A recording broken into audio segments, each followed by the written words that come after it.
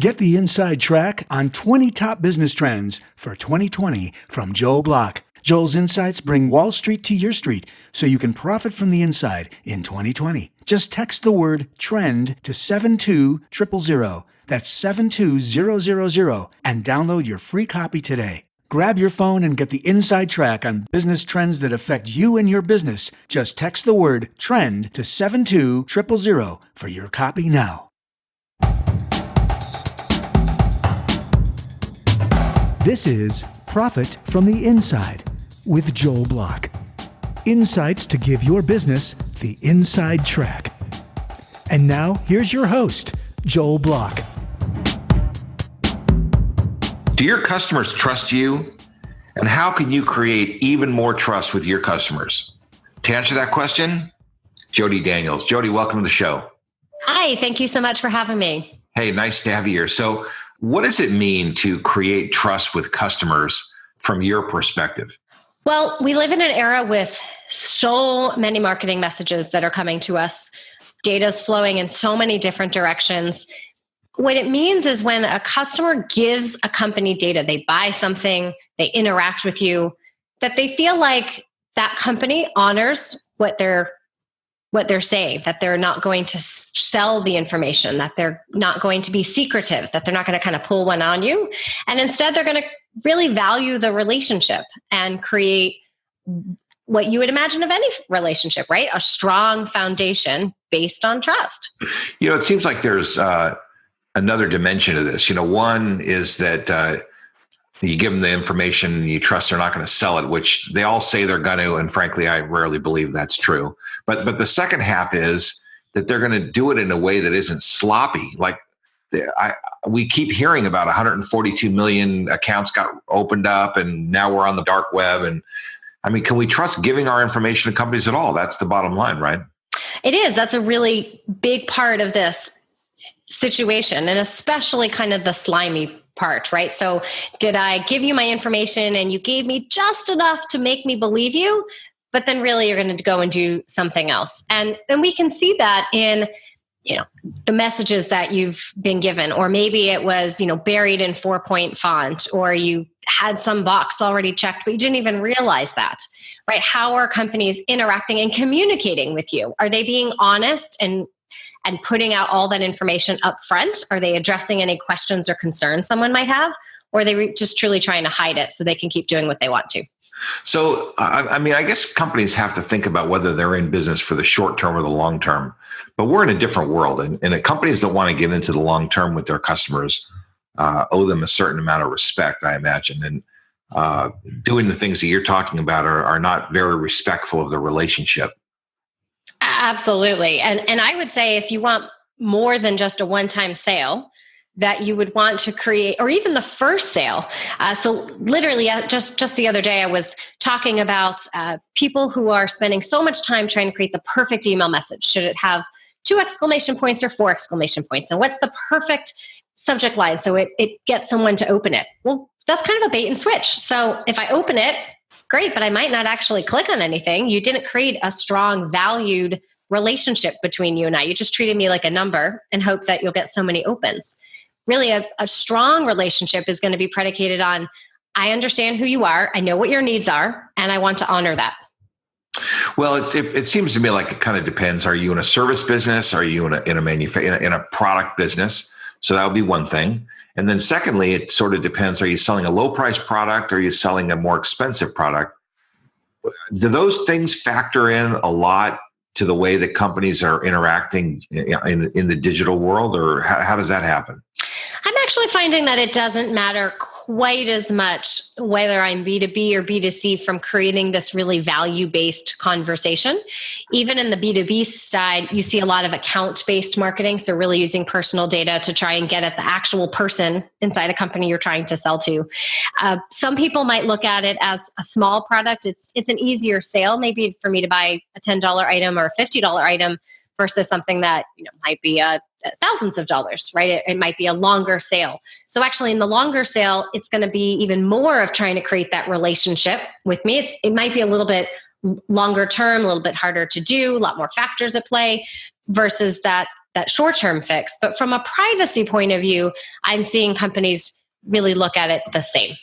What about artificial intelligence? I mean, companies are using artificial intelligence to try to make predictions about how they sell to us, how they think we're going to behave, how they think we're going to react.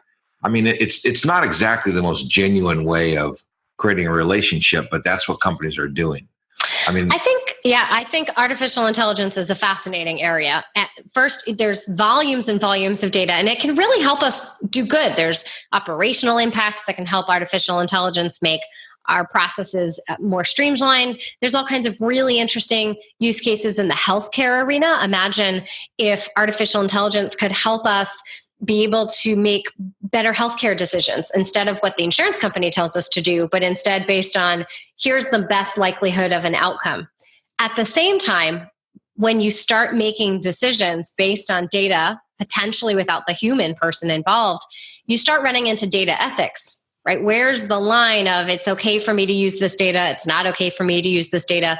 Might there be discrimination that might be involved? So if I have all of this data and I decide you don't get this particular interest rate or you don't get this particular service rate, there's some discrimination involved in that. Or maybe I've chopped you off by accident. I didn't really mean to. But so artificial intelligence is interesting. There's really a place to kind of try and straddle the ethical considerations with the operational prowess that it can bring us. Human beings are having a hard time kind of getting their arms around this, aren't they? Listen, 20, 30 years ago, computers didn't even exist at all. And now we have to kind of bring them into our life. And it just seems to me like a lot of people are struggling with a lot of these issues. So how are we going to get companies up to speed? I mean, what are we going to do? So it is a big issue. And I've served on a lot of panels actually addressing very much artificial intelligence and the use of data and what companies should and shouldn't be doing.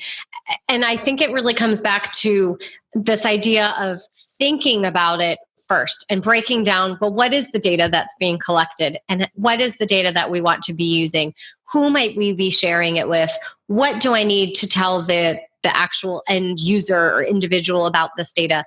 So it's thinking about privacy and data much like we do how much does something cost from a finance perspective? How many people do I need from an HR and resource perspective? Can I legally do that from a contract point of view? Right? Anytime companies think about a new project or new era, they're always thinking about finance, HR, legal, maybe technology. And here we want to start thinking about the privacy considerations as well. One of the things that I think about, when we were all kids, they marched us into the library and they taught us the Dewey Decimal System about how to find books, and then they marched us into the office and they showed us how file cabinets are organized and alphabetical or whatever the way it was back then. But then computers come on the scene and there was no marching. I mean, nobody marched me into a class and told me how to organize my file system. So nobody told me how to protect data. Nobody told me how to do things with the website. I kind of trust other companies to do it, and we're all kind of making it up as we go along. And that seems like it's kind of the reason that we have this big problem where everybody's left to their own devices, because there's not a lot of systems yet around a lot of this stuff. Do you find that, or does that seem like in the ballpark? It is. There's been no laws, and especially in the United States, most of the laws are always reactive. So we go on our merry way, we figure out our system. Someone does something that they probably shouldn't have. A bunch of people go up in arms. Now we have a law. Along the way, where we had all this digital data and people thought, well, I could just kind of create this digital footprint, but it's not really Jodi. You don't know exactly it's me. It's just this cookie. It's just this IP address. And it was always considered a bit anonymous until lots of other companies came along and figured out, I could string it all together and do all these really cool things. And then, I can have all the data in a big data lake. I can put big data on top of it and analyze it. So it's just been this continuous of a foundation, almost like a data foundation. We just kept stacking up really high. And it's kind of like what we learned in kindergarten. There's always a bad actor that then sets the rules for everything that we have to do. And it's been a bit the same in the corporate side of, how data has been used and where we are today. Yeah. One of the other things is that, maybe 10 years ago, we learned about cookies or whatever number of years ago. And that's kind of what we remember about cookies. But then it turns out that the technology is moving so far, so fast that everything we might have learned 10 or 15 years about cookies or how to protect ourselves is completely out of date. So let's talk about what are the real issues that businesses, and remember, these are business executives mostly that are listening here. So what are things that business executives need to be thinking about for their company, for their customers, for their relationships with their customers? I mean, what are the big issues that are at stake here? Well, for starters, there's a number of new privacy laws that are on the horizon and are here. So if your business or our listeners today, if they do business in Europe and they don't have to have a physical location there, they could just be here in the United States and they might have EU customers. They might be trying to attract EU customers, or even they might be a service provider and their base is sending them data from the EU. They might also have to still comply. So you have to comply with this big new EU privacy law. It's called GDPR, General Data Protection Regulation. And anyone who's gotten a lot of emails about, we've updated your privacy notice and the numerous cookie banners that you're seeing nowadays across the websites, you have GDPR to thank. So that's a big new privacy law. And we can get into that about the big details. And here in the United States, there's also some new privacy laws that are coming on the docket. Effective January 2020, there's a big new one in California, your home state, called the California Consumer Privacy Act. It has a variety of requirements that companies have to adhere to. So we're now getting to a place of, having to manage businesses from a privacy point of view at a regulation and at a legal level. And then, of course, we have what we started our conversation with, which was, what do customers expect? And they expect that they can have a trusted relationship with their companies or the companies that they do business with. So it's a matter of thinking about all the different places that companies are collecting, they're using, they're sharing data, and understanding that trail, really knowing what data does my company collect and what am I doing with it? What did I tell the person I'm doing with it? And what other choices have I offered that individual? So are the people that are going to be overseeing this, are these going to be attorneys, or what kind of people do companies need to put on their teams to keep an eye on these issues? So I think it's really a cross-functional team of attorneys and consultants, as well as, depending on the size and complexity of the company, some software tools. And there's a wide variety of different software tools. This is not meant to be a huge implementation, much like you might have thought of a finance implementation. There's plenty of cloud-based tools available to really make this part of the process, because I think the most important thing is to realize that managing data, managing it responsibly, is here to stay. It just needs to be a component of a business, much like all the other ones that we've been talking about. And so we don't want to think about it as just this thing that I have to do now. I'm done. I did my compliance check boxes and I'm off to the races. Instead, we really have to figure out, how do I make it just part of the fabric of what I'm doing all the time? And I think, attorneys and consultants and sort of some internal team members who are familiar with what's happening will create a really awesome, strong foundation. And then part of that team's responsibility is, what do I need to do to make this sustainable in the company? So I really hear two different things. One, I hear that there's a compliance component, and we just, like it or not, you're checking the boxes. And I think most companies would call this a necessary evil. They just have to check the boxes and make sure they're in compliance, especially if every state in the union starts coming up with their own rules and we don't have federal rules and there's no safe harbors and all the other things that happen. But the second part is, it seems to me that there's a cultural issue inside companies that need to be considered.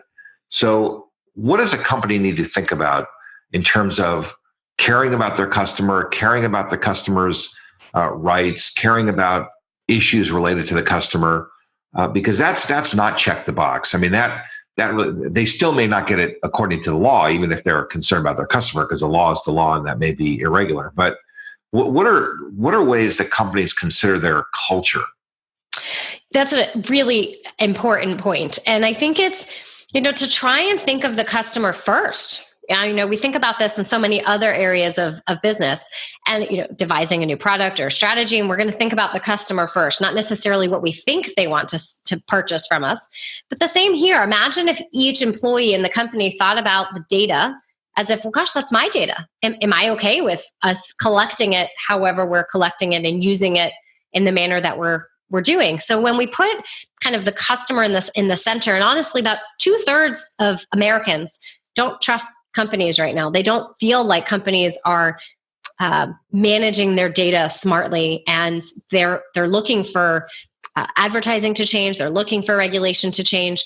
So when we think about that, customers are a little uneasy about what's happening. I think if we again think about them first, not just as metrics, and through all the business processes, what is the marketing message to them? So maybe we have a list of product features and selling points. Let's also address and think about and anticipate what might the customer be wondering when I purchase this, how that data is being used. And let's put that out there. Let's create a trust page that says, gosh, we really care about you. We value you as a customer. And we want you to know this is the kind of data that we're collecting from you. This is what we're going to do with it. If you have any questions, this is where you go, right? You really create sort of that open relationship. And it all starts, I think, from the executive leadership of a company and making sure that each of the employees know their role, because every employee has a role, whether they're creating a marketing message, whether they're in IT protecting it, whether they're creating the product and service. Everyone has a different part of their role in protecting data, as well as using it and creating that strong relationship in the company. What's interesting about that, what that makes me think about is we recently had a guest on the show who's an ethicist, somebody who's an expert in ethics. And he really believes that you should put the company's values right on the website. I mean, they should be right front and center, tell the whole world how you think about things, and that's hard to do because everybody wants to say the nicest things, and frequently those things are just not accurate or whatever. But it also sounds like one of the values needs to be a value about protecting the privacy and the integrity of their relationship with the customer. So that's kind of an interesting add-on to something that somebody else said, probably, and that will probably become a best practice. I mean, are there already developing best practices in the data field, or is it just so new that we don't have it yet? I think it's a combination. I think you have a couple companies who are really putting privacy first. I think Apple's a really amazing example. So one could argue a variety of ways what they feel about Apple, but Apple believes in privacy first. It puts its TV commercials, and it's not always mentioning its awesome new features. Instead, it's talking about privacy and explaining, here's why our phone helps manage your privacy. And I think that's a good example of a company putting a stake out there of how they feel. You're seeing a lot more privacy notices, not be just, the 4-point font buried at the bottom of the page. You're showing whole pages that they're doing it. You're absolutely seeing values that are around privacy. You're even seeing privacy principles. So there's regular company values plus privacy principles. And some people will post that publicly. If nothing else, they definitely have it internally where all the employees know what they need to be doing. So there probably is not yet a best practices that companies are adopting that everybody kind of agrees is kind of, I mean, what you're saying is that there are some good ideas and there are companies who are starting to do things in a good way, but it sounds like industry-wide, many companies really don't have great guidelines, and especially middle-sized companies. I mean, a lot of these guidelines come from the largest companies where they have enormous resources to develop this. And then little companies or medium-sized companies borrow it in order to, kind of piggyback on their big brothers and sisters. So, just as a way of thinking about that. So I think that's fair to say. Privacy is a new field, new industry. It's nascent. It's developing, and it's developing on a variety of fronts, whether it's the ethics side, legal's making us do it, customers are demanding it. It's coming from a variety of different standpoints. But I've talked to some really small companies, teeny tiny startups who want to bake privacy into it first from the ground up because they believe fundamentally that this is the way to do it. I also see some companies, small to medium, who kind of feel the pressure from the large companies, especially if they might be customers, because those companies are kind of pushing down of you must have these types of privacy principles in place or we won't do business with you. I'm seeing the same thing from an M&A and an investor standpoint, where I won't invest in your company unless I feel good about your privacy and security practices. And so kind of from all different fronts, it's starting to get pushed down. And then we're starting to see the base layer of what does it mean to have a strong privacy program? And what it means to have a strong privacy program is still developing, especially because all the compliance obligations from that legal side that you mentioned are just getting created. I'll tell you personally, I like when the money makes some demands. I prefer that over when the government starts making laws. I prefer when two people sit down and they have a conversation about what they want to do and they work it out instead of the government forcing legislation to tell us what to do. So it's very refreshing to hear you say that investment companies, investment banks, the markets are starting to demand this of certain companies. And that actually is a really good place to start. I mean, that's a really good place. And actually, it's probably a great opportunity for you to start to, promote a list of best practices, do a white paper. Excellent idea. I will. I'll get started in that. But I really have heard from investors who say some of the very first questions I'm going to ask is, what are your security and privacy practices? And I've also seen companies potentially lose sales because the contract came in and required a bunch of different privacy requirements, and they had to meet them to be able to keep the sale. Yeah. Well, you know what? And that just makes a lot of great sense. So we started at the beginning that there were really two sides. One is, the company, protecting the customer, just in giving them some privacy and telling them we're not going to abuse your data.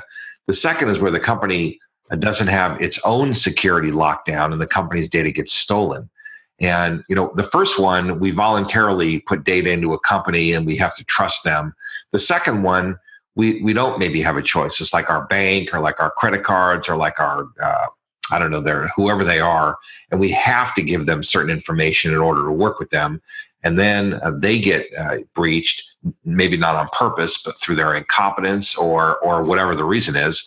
How do we protect against these things? I mean, what are strategies that consumers are using? Are they using like fake emails or are the multiple emails or what are people doing? Sure. So, some people will have separate email accounts. They get really smart on phishing. They use phishing emails, really being able to hover over some of the links. A lot of banks, financial institutions, account-based people, if they send you an email, they don't generally include links to specifically go change XYZ. So, that's always a bit of a hint of if you get an email like that, that might not be so accurate. And phishing is a very significant issue at a consumer level and a company level. They're also using multi-factor authentication. So, especially in banks, you can go and add to your account and not just a username password. Send me a one-time passcode, which gets you a text message, gives you a little 6-digit code. You go back to the website and can upload that. Dropbox has that. Google Authenticator has that for a number of different sites. So there's a variety of different ways to kind of at least add another layer of protection. So you'll know if someone else is trying to log in to your account. Of course, credit monitoring, right? Really try and monitor your credit report and your actual financial statements to see if anyone's grabbed your identity and things like that. But those are the companies that have been attacked the worst because those are the giant repositories. I mean, if people rob banks because that's where the money is, they break into the credit monitoring services because that's where the data is, right? Yeah, you can freeze your credit. So I can tell you that after the Equifax breach in my hometown of Atlanta, my credit is frozen. So in all three, it's quite a process to do it, but it's a worthwhile investment to put the time in. So if something happens, it's a little bit harder. I'm trying to make it harder for the bad actors. I can't control what the big companies are doing. So at least I can control and make it a little bit harder for someone to try and get our data. So what do companies do? And remember, our show is about the inside track. And I will tell you that this is the inside track, the best, smartest, and fastest way to protect yourself, protect your customers, create trust, identity, the whole thing. What are things that companies do to protect themselves, for example, not consumers, but protect themselves from getting phished by other people. So in other words, you send something to the procurement department that says, pay this bill. I mean, what kinds of internal controls and other things are a company is employing to make sure their employees don't get tricked into doing something with company resources? So awareness and training is really one of the very first and most important pieces. I mean, obviously from a technical standpoint, there's firewalls, there's network controls, and it sort of depends on the industry and the types of systems that they have, whether it's cloud-based, on-premise. There's a variety of very specific controls that you would want to put in place. If there's software updates, you'd want to make sure you're actually updating on the software. There's anti-malware, there's vulnerability scans, you can do penetration testing. There's really a number of security features or security protocols that you can do. And often the larger companies have more of them compared to the smaller companies. Also depends if you're cloud-based, again, or more internal. But awareness is one of the biggest areas of risk. And I don't mean just a single program. I spent an hour checking a bunch of boxes because I bought some type of training. It's really meant to be all the time training and awareness and really educating employees. If you see something strange, what should you do? And this is what a phishing email looks like. And this is what protecting your data means. Don't print it off. Don't store it to your hard drive. Don't keep your laptop in plain view. Companies should have laptops all encrypted. So at least if there's a laptop that gets stolen in the backseat of an employee's car because they didn't follow our advice of don't do that, at least the laptop would be encrypted and you could easily wipe it and it, whatever was there, someone else might not be able to get into it. So there's the awareness piece, I would say is critical. People change roles all the time, and making sure everyone understands, again, their role is really important. And then you can kind of layer on the other ideas that I had mentioned. It just keeps coming back to company culture. There has to be a culture of awareness. There has to be a culture of concern, consideration. And it's I think as we march forward into this next decade, it's just smart business to be concerned about your customers. I mean, it's not, the United States has gotten softer and nicer, and which is all great, but it's good business to be concerned about other people.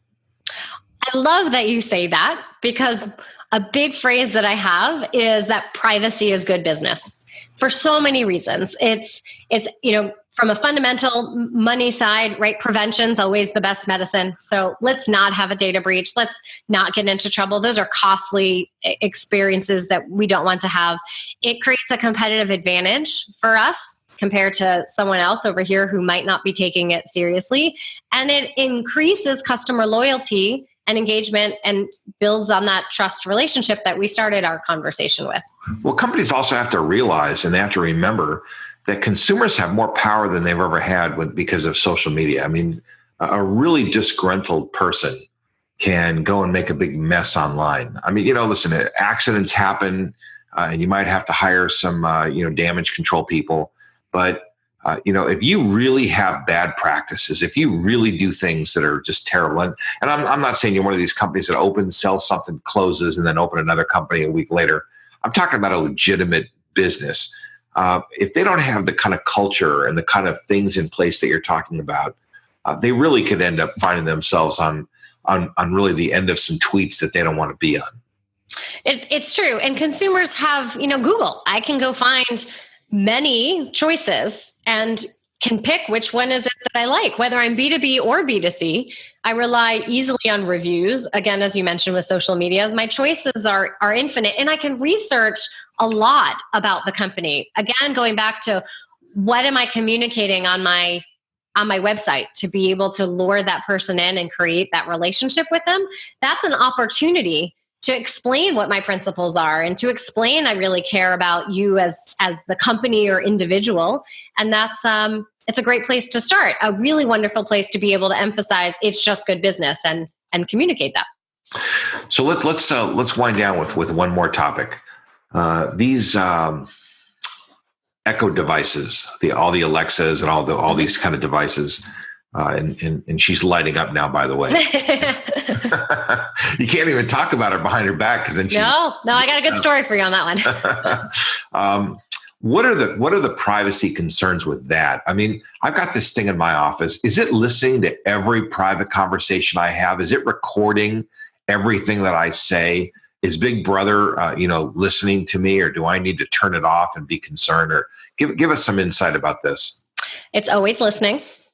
It is always listening, and it's always recording. Now, it's supposed to be triggered by wake words. As more and more companies build skills, there are more and more triggers of wake words. So, interesting example, my funny story is I was on stage with a co-presenter at a big conference, and that person's Apple Watch, Siri, just started talking because it thought we were talking to her, and we weren't. So we're mid-presentation, and she starts going off. It made for a really awesome conversation because we're talking about privacy and digital marketing, but they are always listening. And you do really want to be careful about when they're on and what you're speaking about, right? Don't ask financial information out in public or in a room full of people if you don't want them to hear. Boy, this is really a weird thing. I mean, I got the thing in my office, and it's a cool thing. I kind of like it. I mean, I like what it does. There's lots of utility for them. They're really valuable. I mean, I thought that I don't know. I thought I read somewhere that it doesn't record everything. It only records certain things. But I don't know what the truth is. People are saying things like they talk about buying a car, and next thing you know, they start seeing ads for cars on their Yahoo feed or on their Google thing. And it just, it's very hard to know what's true. Is it a coincidence? Did it come from the Alexa device? I mean, where did it come from? Well, that could be from a variety of places. So it could be they've registered a new account. They could be because before they bought the car, they were researching it. It could be because, there are other microphones on their social media and their phones might have been listening. And it could be if there's Wi-Fi in the car and they've done some type of connection, maybe they've linked their Facebook or something like that. It would be kind of useless though, especially coming someone who used to target you and stalk you for ads at AutoTrader. I wouldn't want to waste my ad impression if you've already bought the car. My hunch is if it's really advertising for the car, that it's because I was doing some searches and talking about it, that it's picking up either the physical search on the internet or the microphones, from these various devices. That might totally be it, that they were that they did some other research and they were talking about it, but they forgot they did the research and they only remember talking about it. And then they blame the Alexa device for over listening. I think so. I mean, the connected car is a whole nother conversation about the kind of information it's collecting and what we're doing with it. But as an advertiser, I don't really want to waste my money on serving you an ad if you've already bought my car. But that's also another conversation of the ad industry and how do you know if I've bought a car and when I should stop the ads? It's an interesting conversation for that. Well, Jodi, this is a really complicated and scary area, for companies. And listen, and I'm sure that companies need advisors and consultants. And we're going to put your contact information in the show notes so people, if they want to reach you, if they want to ask questions, and hopefully you would be available to our listenership if that happens. Oh, absolutely. It's my pleasure. I really want to help uncomplicate privacy and explain it and help companies realize how they can implement it within their companies and make it not so scary and not so terribly cumbersome. Well, listen, like you said, privacy is good business. I mean, being a decent company is good business in the long run. We just have to be focused on the long run. So, Jodi, thank you very much for being on the show. It was a pleasure to speak with you. And thanks for sharing your insights and the inside track on Profit from the Inside. Thank you for having me. You've been listening to Profit from the Inside with Joel Block. For more insights and to learn more, visit joelblock.com. Shout out and a giant thanks to my podcast producer, David Wolf, and his team at Podcast and Radio Networks. Profit from the Inside simply wouldn't be what it is without David and his team. For more information or to learn how you can launch and produce your own podcast, reach out to podcastandradio.com. The inside track on 20 top business trends for 2020 from Joel Block. Joel's insights bring Wall Street to your street so you can profit from the inside in 2020. Just text the word TREND to 72000. That's 72000 and download your free copy today. Grab your phone and get the inside track on business trends that affect you and your business. Just text the word TREND to 72000 for your copy now.